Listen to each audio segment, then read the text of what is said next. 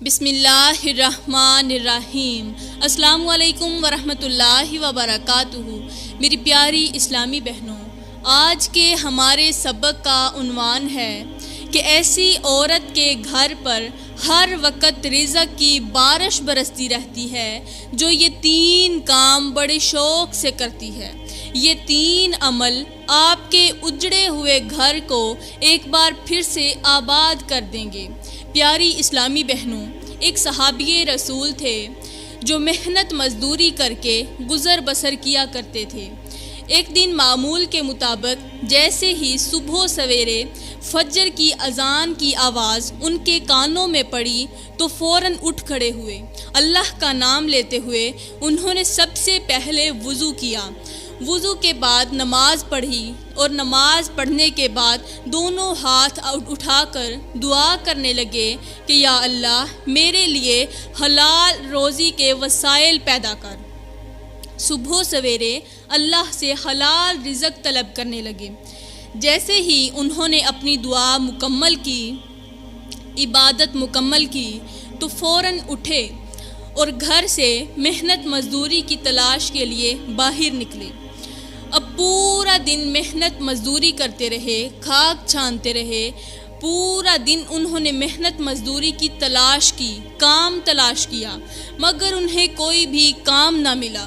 پورا دن گلی گلی میں پھرتے رہے کہ کاش مجھے تھوڑا سا کام مل جائے، چلو اپنے لیے نہ صحیح اپنی بیوی کے لیے ہی تھوڑا گندم کا آٹا اور سبزی لیتا جاؤں گا، چلے میرے لیے نہ صحیح میری بیوی کے لیے ہی آج کے دن میرا چولہا جل جائے گا۔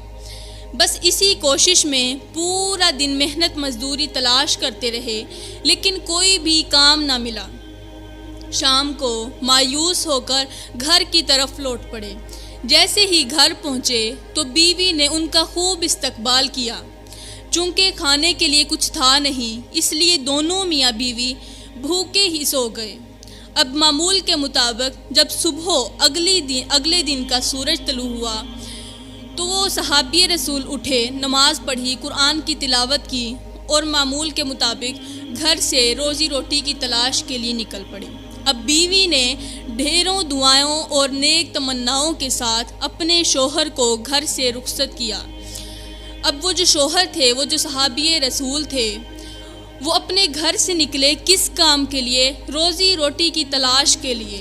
اب پورا دن محنت مزدوری کرتے رہے، تلاش کرتے رہے لیکن انہیں کوئی کام نہ ملا۔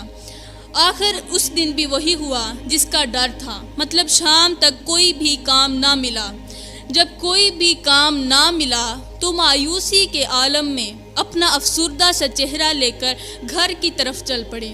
گھر جاتے ہی اپنی بیوی کو ایک بار خوشی والی نظروں سے دیکھا، پیار اور محبت بھری نظروں سے دیکھا تو بیوی نے اپنے شوہر کا خوب استقبال کیا۔ حالانکہ بیوی جانتی تھی کہ میرے شوہر کے ہاتھ خالی ہیں، اگر کوئی کام ملا ہوتا تو ہاتھ خالی نہ ہوتے۔ بیوی جاننے کے باوجود بھی کہ میرے شوہر کو آج کام نہیں ملا، پھر بھی ان کا استقبال کرنے لگی۔ انہیں خوب استقبال کے ساتھ گھر میں بٹھایا تو صحابی رسول نے عرض کی کہ اے اللہ کی نیک بندی، آج بھی مجھے کوئی کام نہیں ملا۔ تو بیوی نے بجائے کوئی گلہ شکوہ کرنے کے اپنے شوہر سے کہا کہ کوئی بات نہیں میرے سرتاج، آج کام نہیں ملا تو کل کو مل جائے گا، آپ پریشان کیوں ہوتے ہیں؟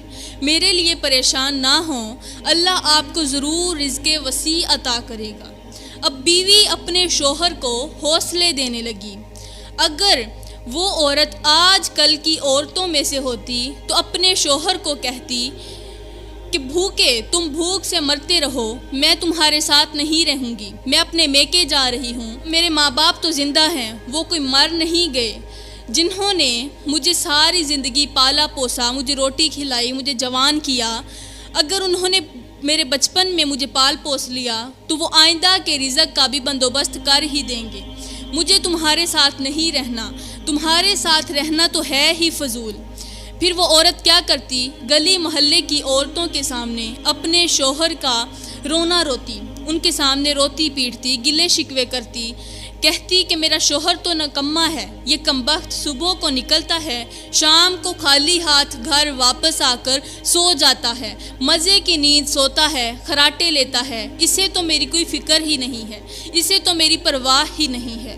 اگر وہ عورت آج کل کی عورتوں میں سے ہوتی تو کہتی کہ حرام لے کر آؤ یا حلال لے کر آؤ، مجھے اس سے کوئی فرق نہیں پڑتا، مجھے تو بس روٹی چاہیے، مجھے تو کپڑا چاہیے، مجھے کسی چیز کی ضرورت نہیں، بس میری خواہشات کو پورا کرو، مجھے کوئی فکر نہیں، چاہے ڈاکہ ڈالو یا چوری کرو، حلال و حرام کی تمیز کرو یا نہ کرو، مجھے اس سے کوئی فرق نہیں پڑتا، بس میری خواہشات کو پورا کرو۔ پھر وہ اپنے شوہر کی خوبیوں پر پردے ڈال کر اپنے شوہر کی خامیاں ظاہر کرتی، وہ بھی دوسری عورتوں کے سامنے، پھر اس کے گلے شکوے کرتی۔ لیکن سنیے اسلام کی مقدس شہزادی کی کہانی، اس کی داستان سنیے۔ تو پیاری بہنوں، وہ جو بیوی تھی وہ دوسری رات بھی اپنے شوہر کو حوصلے دے کر بھوکے پیٹ ہی سو گئی۔ اب جیسے ہی تیسرے دن کا آغاز ہوا تو وہ اپنے شوہر کو بجائے کوئی گلہ شکوہ دینے کے، بیوی اپنے شوہر کو دروازے تک ڈھیروں تمناؤں کے ساتھ رخصت کرنے گئی۔ اپنے شوہر سے کہنے لگی کہ میرے سرتاج، آپ کام کے لیے گھر سے نکلیے، آپ خیر سے جائیں، جہاں پیر ہو وہیں خیر ہو، اللہ تعالیٰ آپ کو اپنی حفظ و امان میں رکھے، آپ ہر حال میں اپنا خیال رکھیے گا۔ تو وہ شوہر جو تھا وہ دعائیں لے کر اپنے گھر سے باہر نکلا۔ وہ جو صحابی تھے وہ گھر سے باہر نکل کر ابھی چند قدم آگے کی طرف بڑھے ہی تھے کہ اس بیوی نے اپنے شوہر کو آواز لگائی کہ جی رکیے، 1 منٹ میری بات سن کر جائیے گا۔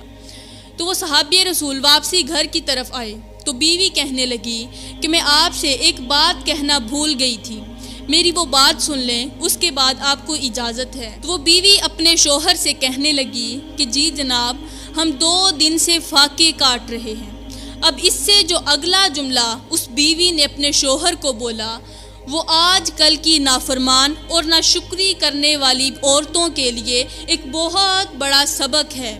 وہ بیوی کہنے لگی کہ میرے سرتاج، آج اگر آپ کو محنت مزدوری مل جائے، کوئی کام مل جائے تو ٹھیک ہے، حلال کا لقمہ لے کر آنا، حرام کا لقمہ لے کر میرے پاس مت آنا۔ حلال ملے تو ٹھیک ہے، ورنہ حرام کا لقمہ میرے پاس لے کر مت آنا۔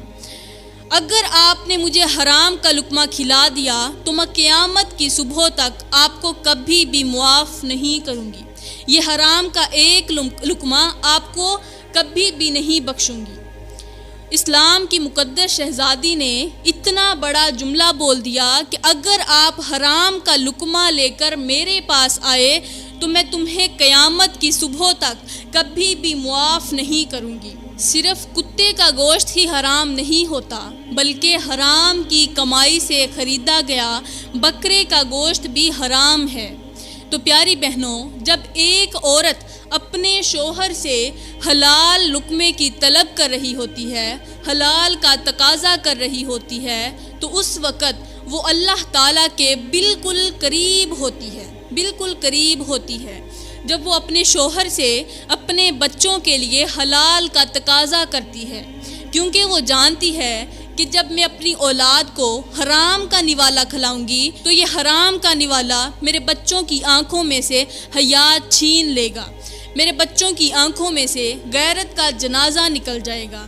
تو پیاری بہنوں، وہ جو صحابی تھے وہ رسول اللہ صلی اللہ علیہ وآلہ وسلم کی خدمت میں حاضر ہوئے اور جا کر عرض کرنے لگے کہ یا رسول اللہ، میری بیوی نے مجھے یہ جملہ بولا ہے۔ تو اس کا یہ جملہ سننے کے بعد تمام صحابہ اس کے ایک جملے پر رشک کرنے لگے۔ کون سا جملہ؟ کہ اگر میرے پاس لے کر آنا تو حلال کا لقمہ لے کر آنا، اگر حرام کا لقمہ لے کر آئے تو میں قیامت کی صبح تک آپ کو معاف نہیں کروں گی۔ تو اس کے بعد میرے کریم نبی نے فرمایا کہ اے صحابی، گھر جا کر اپنی بیوی کو خوشخبری سنا دو، اللہ نے آپ کے لیے جنت میں ایک بہت بڑا محل تیار کر رکھا ہے جو قیامت کے دن صرف اسی کو ملے گا، تو میری پیاری بہنوں، دین اسلام کی نظر میں سب سے اچھی بیوی وہ ہے جو دین کے معاملے میں اپنے شوہر کی خدمت کرے، اپنے شوہر کا ساتھ دے۔ سب سے اچھی بیوی وہ ہے کہ جب شوہر اسے دیکھے تو اپنے شوہر کو خوش کر دے۔ پیاری بہنوں، ایک جو خوبصورت بیوی ہوتی ہے اس کو دیکھنے سے انسان کی آنکھیں خوش ہوتی ہیں، انسان کا چہرہ خوش ہوتا ہے، لیکن نیک سیرت بیوی کو دیکھنے سے انسان کا دل خوش ہوتا ہے۔ آج کتنے لوگ ہیں جن کی بیویاں رشک کمر چاند کی طرح خوبصورت ہیں، لیکن وہ ہر وقت گھر کے اندر لڑائی جھگڑا کرتی ہیں، فساد برپا کرتی ہیں، جس کی وجہ سے ان کے شوہر ان سے سخت نفرت کرنے لگتے ہیں۔ اور پھر ایک وقت ایسا آتا ہے کہ جب اس کا شوہر اسے دیکھنا بھی گوارا نہیں کرتا، وہ اپنی بیوی کی طرف ایک نظر بھی دیکھنا پسند نہیں کرتا۔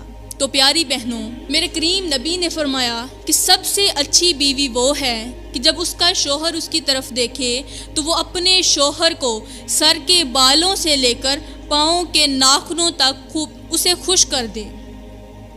تو پیاری بہنوں، اگر آپ کا گھر اجڑ رہا ہے، تباہ و برباد ہو رہا ہے، دن بدن کے لڑائی جھگڑوں نے آپ کا گھر ایک بار اجاڑ کے رکھ دیا ہے، بیوی کے جھگڑوں کی وجہ سے گھر تباہ ہو چکا ہے، اور آپ اپنے اجڑے ہوئے گھر کو آباد کرنا چاہتی ہیں، تو ایک عمل ضرور کرنا۔